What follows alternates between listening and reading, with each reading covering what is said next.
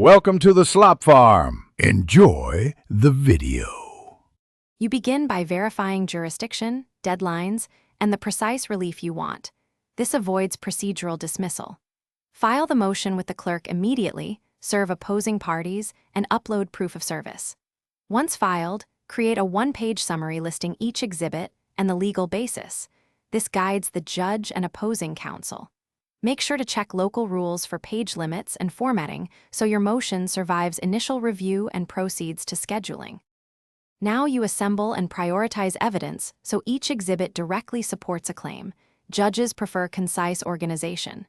Draft a memorandum that links facts to controlling authority and state precisely what order you seek and why. Once done, prepare a hearing outline that opens with your strongest point and anticipates the opponent's likely responses. Make sure to rehearse transitions and be ready to cite specific exhibit numbers. Clear, calm presentation persuades finish by confirming the hearing date, submitting required courtesy copies, and circulating a proposed order so the judge can sign easily. You should arrive early with a 1-2-page oral roadmap and an exhibit binder indexed for quick retrieval. During the hearing, stick to the law and your strongest facts. Avoid repeating marginal points.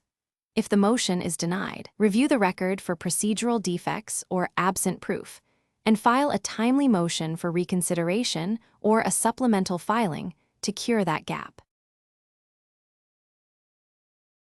Thanks for watching. Consider subscribing if we helped you today.